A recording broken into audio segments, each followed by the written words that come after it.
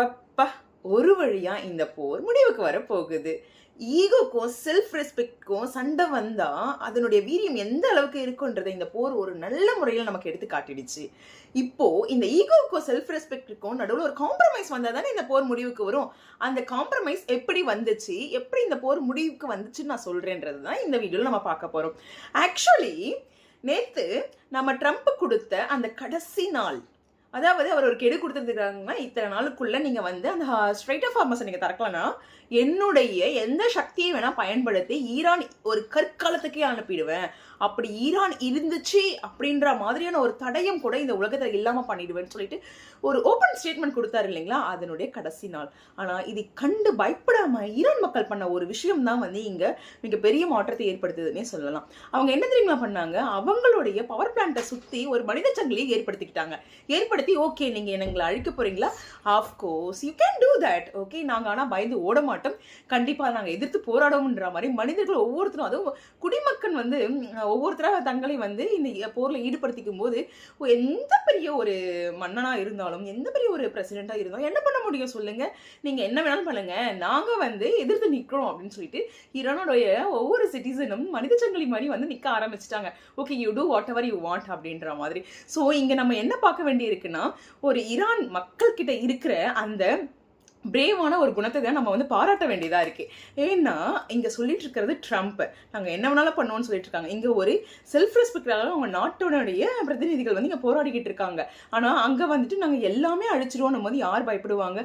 கண்டிப்பா வந்து அங்க வாழ்ற மக்கள் வந்து பயப்படுவாங்க இல்லைங்களா. ஏன்னா இந்த மேப்லயே இருந்த மாதிரி நான் காட்ட மாட்டேன், எடுத்துருவேன் அப்படின்னு ஒரு மிரட்டும் போது இங்க மக்கள், ஒரு பாமர மக்கள் மனசுல என்னங்க தோணும், கண்டிப்பா பயம் வரும் இல்லைங்களா. ஆனா இங்க பயப்படாம நீங்க என்ன பண்றீங்களோ பாருங்க, ஆனா என்னுடைய நாட்டுக்கு நான் வந்து நிப்பேன்னு சொல்லி அவங்க காட்டின அந்த ஒரு விஷயம் தான் இங்க வந்துட்டு பெரிய ஒரு மாற்றத்தை ஏற்படுத்தி இருக்கு. ஏன்னா ட்ரம்ப்புக்கு எதிர்த்து வந்து அவங்க நாட்டிலேயே வந்து நீங்க இந்த மாதிரி பண்ணக்கூடாது, நீங்க பதவி இறங்குங்கன்னு போராடிக்கிட்டு இருக்க இந்த சூழ்நிலையில ஈரானுக்காக ஈரான் மக்கள் செய்த இந்த ஒரு விஷயம் தான் வந்து பெரிய அளவுல நேற்று பேசப்பட்டுச்சு. அது மட்டும் கிடையாது, இந்த சூழல்ல என்ன பண்ணிட முடியும், இந்த ஒரு பெரிய நபரா இருந்தாலும் என்ன பண்ணிட முடியும், ஒண்ணுமே பண்ண முடியாது இல்லைங்களா. இங்க வந்து இவங்களுடைய நியாயமான ஒரு குறிக்கோள், நியாயமா அவங்களுடைய நாட்டுக்காக அவங்க போராடுற அந்த தேசப்பற்று தானே வின் பண்ணோம். ஸோ இதுதான் வந்து இதுக்கு பேக்போனா இருந்திருக்கு. இன்னைக்கு காலையில என்ன ஆயிருக்கு தெரியுங்களா, ஆக்சுவலி வந்து ஈரான் வந்துட்டு ஒரு 10 நிபந்தனைகளை வந்து கொடுத்துருக்காங்க. இதுக்கு நடுவில் போனது வந்து பாகிஸ்தான், ஓகேங்களா. ஸோ வந்து 10 நிபந்தனை கொடுத்த உடனே நம்ம ட்ரம்ப் கண்டிப்பாக வந்து அதை ஏற்றுக்கிற மாதிரி தான் இருக்க, வேற சாய்ஸ் அவர்கிட்ட இல்லைன்னாலும் கூட அவர் வந்துட்டு இது ஏற்றுக்கிற வகையில் தான் இருக்கு. ஸோ இது நாங்கள் வந்து பரிசீலனை செய்கிறோம், ஸோ அட் ப்ரெசென்ட் வந்து ஒரு 2 வீக்ஸ்க்கு நாங்கள் நிறுத்துறோம் அப்படின்ற மாதிரி அவர் சொல்லியிருக்காரு. அந்த 10 நிபந்தனைகளை ஈரான் என்ன கொடுத்துருக்காங்கன்னா, ஃபர்ஸ்ட் ஸ்டேட்மெண்ட்டே வந்து இது நிரந்தரமான ஒரு போரை நிறுத்தக்கூடிய ஒரு சூழ்நிலையாக இருக்கப்பட வேண்டும் அப்படின்றத அவங்க கொடுக்கப்பட்டிருக்காங்க.